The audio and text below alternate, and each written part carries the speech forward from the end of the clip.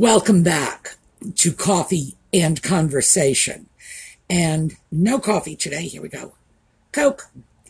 And by the way, I don't know if you've noticed, but Audie's Coke can is still up on top of the bookcase. That's the Coke can that he stole and hid from me.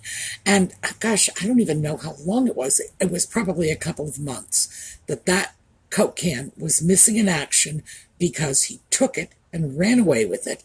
I was never able to find it on my own. I had to wait until he dug it out of its hiding spot and began playing with it again because, it's Coke can, it'll roll, and then snatch it away. And it is up on the bookcase because it's my trophy. I won the Coke can war. It's not much of a victory, but, those of you who have cats know we take our victories where we find them. Audie, meanwhile, is outside somewhere. I'm filming this rather late in the day. I think it's about 7 o'clock. And it's still rather light out. So I let Audie go out because it was cooler today than it's been recently, which is to say it was in the mid-80s. I know. In what universe is the mid-80s cool? Well, when it's been something like, high 90s. Oh, and it's supposed to hit 100 early next week, so we're not out of the woods yet, but we did have a nice day. And it was raining, which means it cooled down even more. So he's outside in the wet grass and the mud, because I'm sure there's mud out there. And that's what lures him out. He wants to go out and roll in dirt because he is a remarkably piggy little cat. Just, is there a mud pile? I'm going to roll in this. And then he comes in the house and he wants to sit in my lap and sleep in my bed. Yeah, I know. My life is a complete mess. Ugh. But that's what's going on with Audie. And while we are on the subject of Audie, I showed you the little GIF that Gloria, one of our viewers, had made of Audie for the 4th of July. But I couldn't get it to twinkle for you. It twinkles. So here you go. Here is the Audie GIF in all of its twinkling splendor. I finally figured out how to do that. What happened was, as it was a GIF, when she sent it to me, I got it to twinkle right away. It's like, oh, look, twinkling. But when I converted it to video, I didn't do it correctly. So I had to spend a little bit of time working on that conversion. So that's Audie. And we are yellow for Catherine once again. This is also for Lex's mom and everybody else who is suffering from cancer, but no fancy ties on the scarf. Even though it's been cooler, it's still a little too hot to want to be, tying ribbons around my neck. And one more. We have a new slideshow at the end of this video. And I want to encourage you all to watch, even if you don't want to watch the whole video, advance to the end because the slideshow is worth it. Anne Campbell, who is one of our viewers from Scotland, yeah, I know, in case you didn't get that from the name, has been sending me pictures of castles. And this is only a small portion of these gorgeous pictures, not just of castles, but of Scottish scenery in general. And I have been anxious to throw them together as a slideshow, but I was looking for the right music. And bagpipe music, which I love, something I have in common with the late Queen, is hard to get. Yeah, you can get, classic bagpipe pieces, but YouTube is really, really picky about music.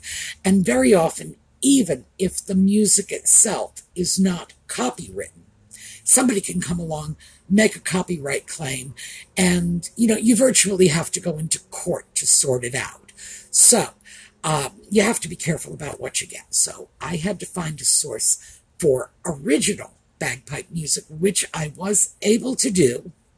So we have the slideshow, we have the music, and there's a little sanity check in this slideshow. So when you get to the very, very last image, here's the sanity check. If that picture does not put a smile on your face, you call a doctor because there's something wrong with you. So anyway, that's our sort of spoiler alert for the slideshow at the end.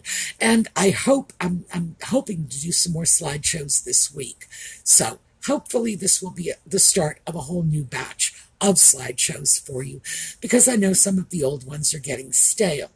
And for those of you who are not really familiar with the whole slideshow thing, this started when one of our viewers, she goes by JLS, had sent a series of photographs. She had taken beautiful sunset pictures. And this is back in 2020 when we were all in lockdown and everything was just, well, the whole world was just going to hell in a handcart.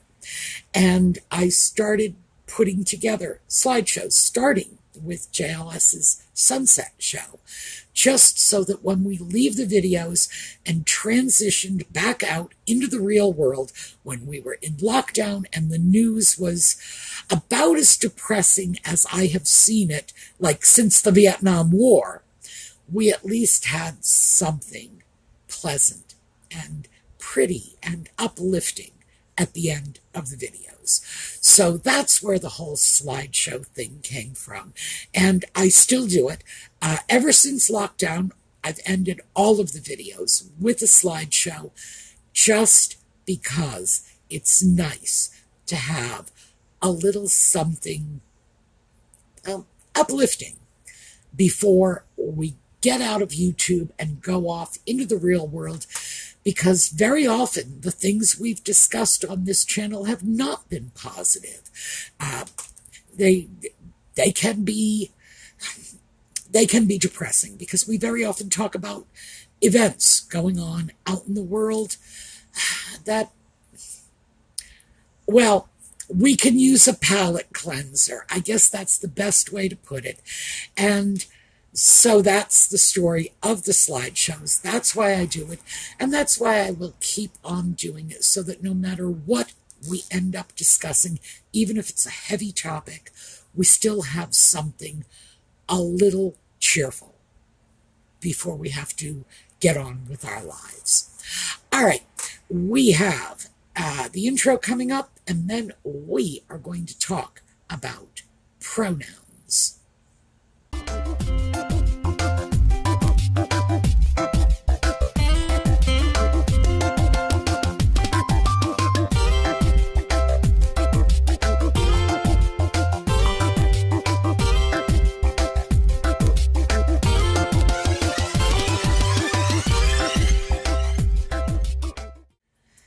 So, pronouns. Yeah, I know. We're all sitting around saying, what, did we just get transported back into the 5th grade? Well, I had a couple of doctor's appointments last week, and they were at doctor's offices I hadn't been in for a while. And so, you know, you go in and things have changed and they've got new forms they want you to fill out. And on one of those visits, some young woman, it's not her fault. This is someone who is caught up in a bizarre system, had handed me some forms. I handed them back, and she said, "You neglected to write down your pronouns." I have no idea why any of my doctors would care about such a thing, because their field is medicine, pronouns are grammar. Why would they even care? Does it even matter to them? You know, well, it did. So I just looked at her and said, my pronouns are Mahatma, Cincinnati, and Glory Cat. So this poor young woman is staring at me. And yes, this is very true. I was having some fun with her. I thought that the entire conversation had devolved into such a state of ridiculousness that it didn't deserve to be taken seriously. I did, however, make sure that she wrote those down as my pronouns. I even spelled them for her. Well, Glory Cat. She was able to do the others on her own. But, yeah, those are my pronouns. And here's the reason behind it. Because, yeah, sure, it was a statement. I do not feel that I am in any way obligated to read the minds of all of the human beings around me and try to figure out what they want to be called and why they want to be called it. Because you can call yourself anything you please. You can call yourself the Queen of England for all I care. Just why are we expecting that I am going to address you as Your Majesty? You know, years ago, that was a sign of serious mental illness. You know, and yeah, I mean, I've known people who had certain dissociative disorders that did lead them to believe that perhaps what we see is not what they see. Let's just put it that way. But I'm getting tired of it. The fact of the matter is, language changes. It changes all the time. It's changed a lot in my lifetime. But the thing about language change, particularly in English-speaking countries, is our language changes gradually and through common usage.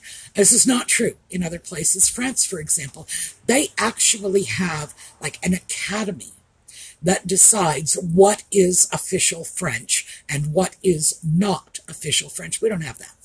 We can change things. So, for example, and those of you my age might remember this, do you remember when young people started using the word bad to mean good? And somebody would, you know, show up with a really trendy outfit and everybody would be like, oh, that is so bad. And what they really meant was, oh, that's cool. That's sparky. I like that.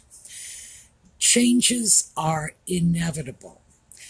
And there are changes that get on my nerves. And I will give you my favorite. My favorite is decimate. Decimate today very much means to utterly destroy something. And the actual meaning of the word is to destroy it by 10%. So there you go. You know, it comes from the Latin, and deci meaning 10. That's all. Oh, and for those of you who are word nerds, where this comes from is in the Roman legions, when the generals would become unhappy with the troops. You know, perhaps they didn't shine their sandals adequately. They would just kill every 10th man. It's like, aren't you glad you don't join the Roman army these days? So, yeah. But we all have our own little bugbears, the little words that we don't like those changes. But you got to get past it, because this is what's happening. The language changes.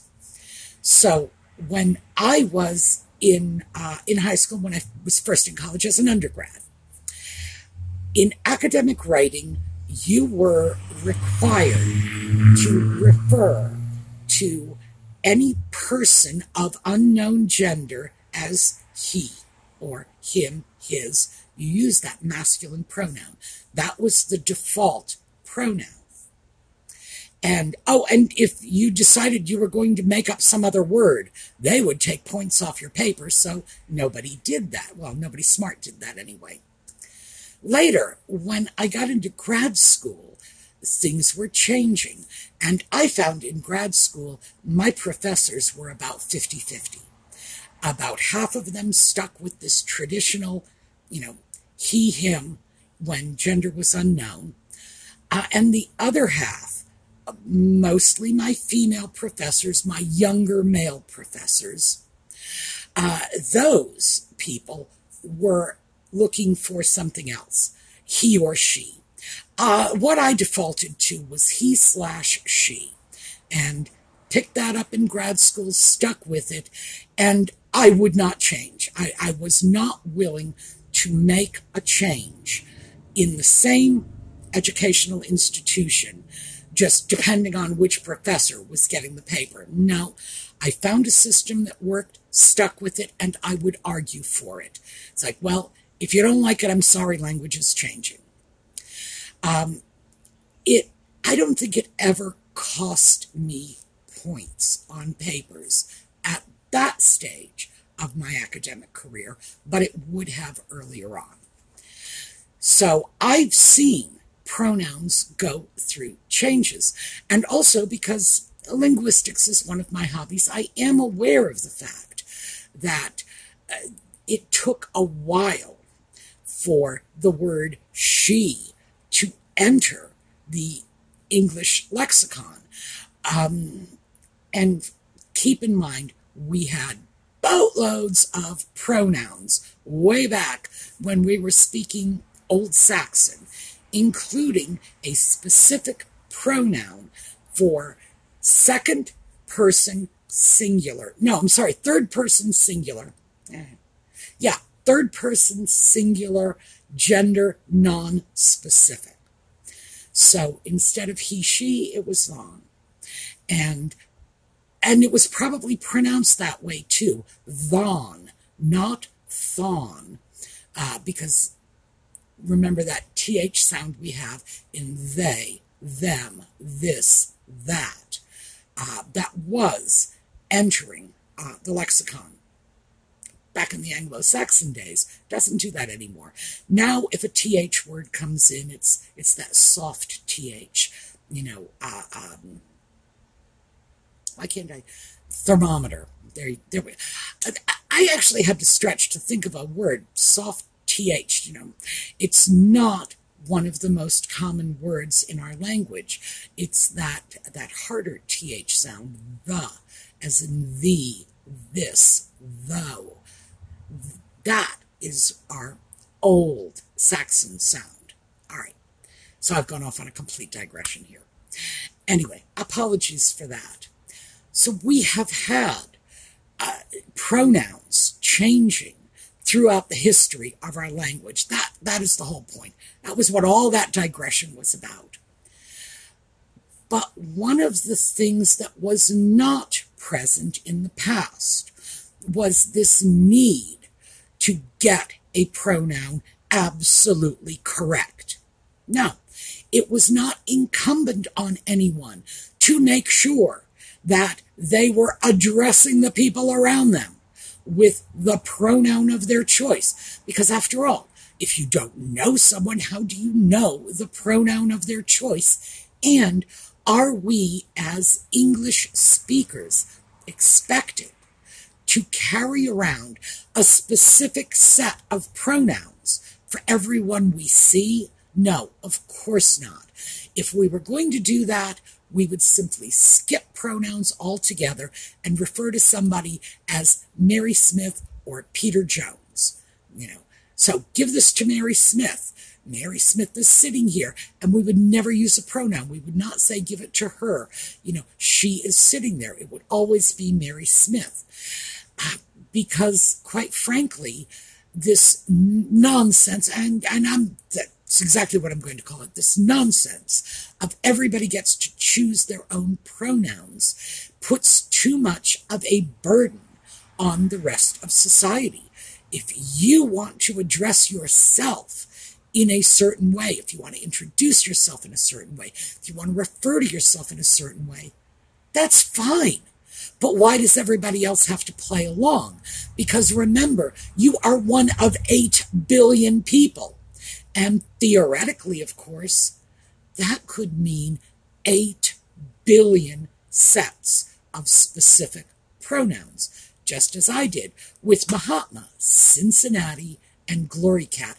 And by the way, I did not choose a reflexive pronoun, mostly because I was standing at the reception desk at a doctor's office and it just didn't occur to me. So anyone with a suggestion for a nice reflexive pronoun, that would be the pronoun that would correspond with herself, himself, myself, yourself. So I was thinking 17, but I'm totally open to your suggestions, and I'll just add them to the list.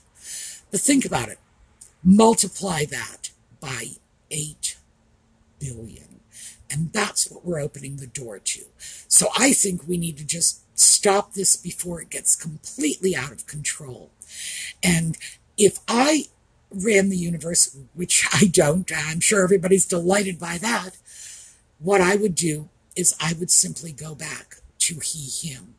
If this is the direction we're going in, then I think we should probably just eliminate she altogether. And I believe that would probably be offensive to a lot of the women, particularly of my generation. But my generation is not going to be around forever.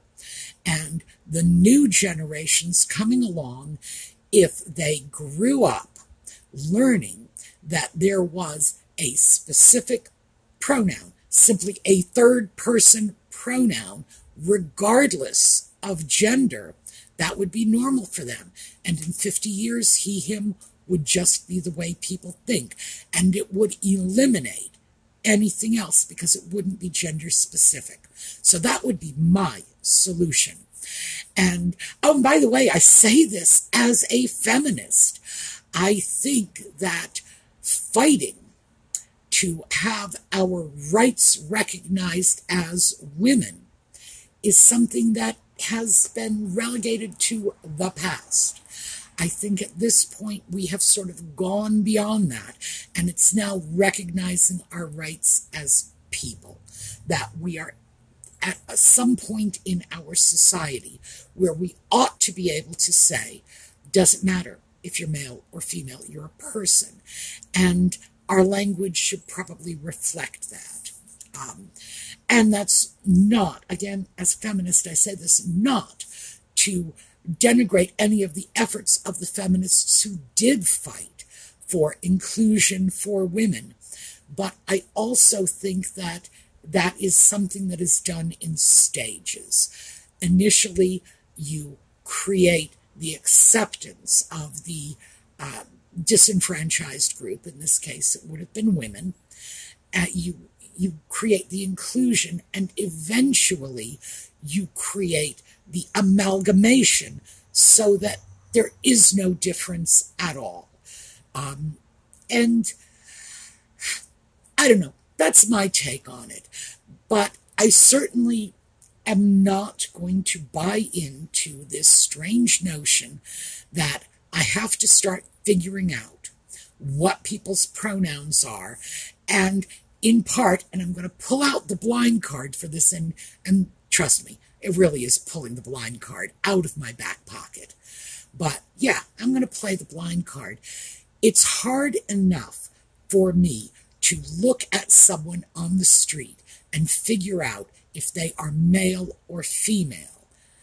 If someone is going to throw this additional set of barriers on top of that, well, you have to figure out if they are male or female. Then you have to figure out if they want to be identified as male or female. Or do they want to be identified as gender neutral?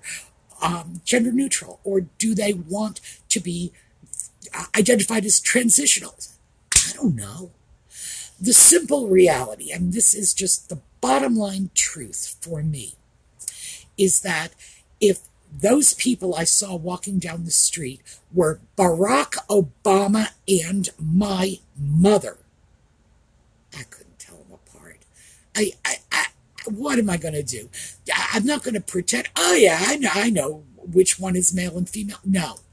I don't even know which one is a former president and which one is my own mother, period. So in my case, yeah, it's too much of a burden.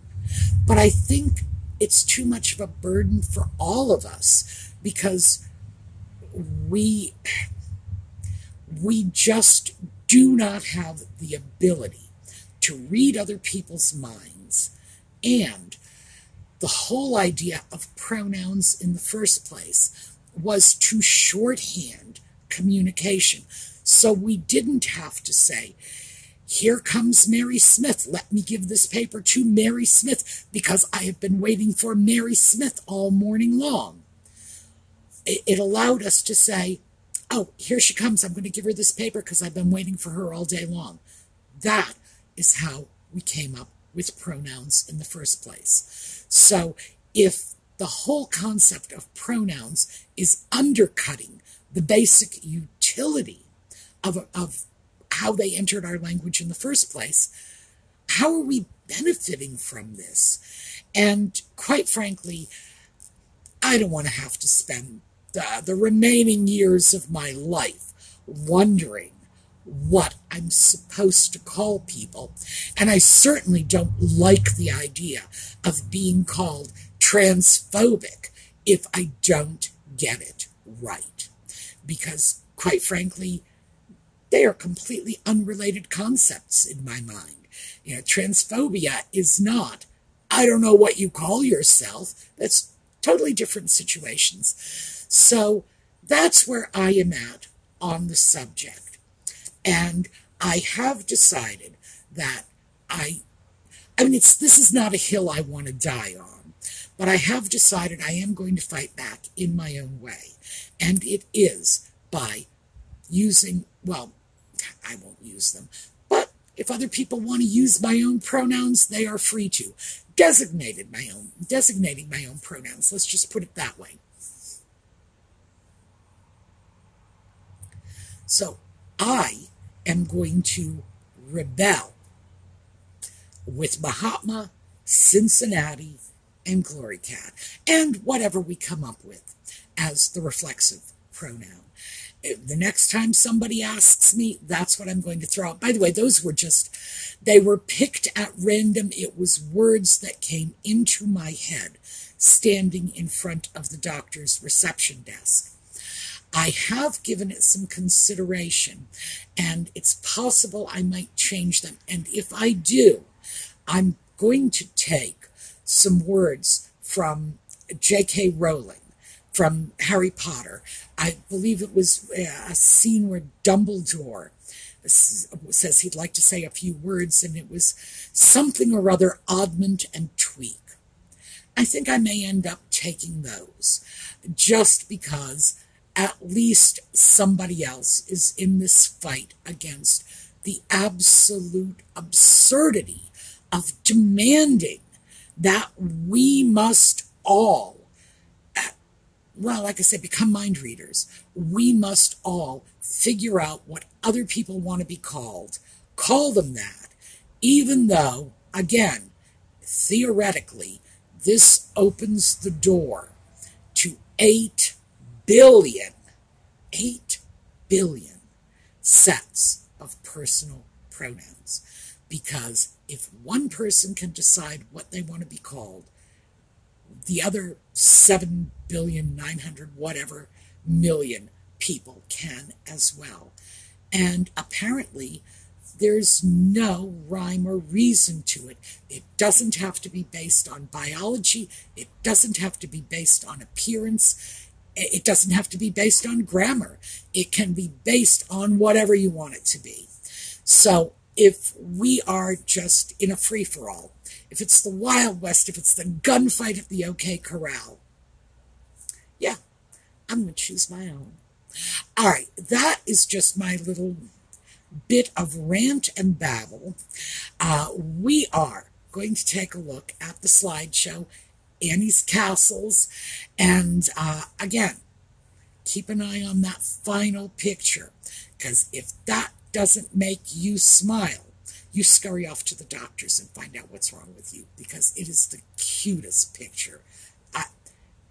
Trust me on this. You've never seen anything this cute before. All right.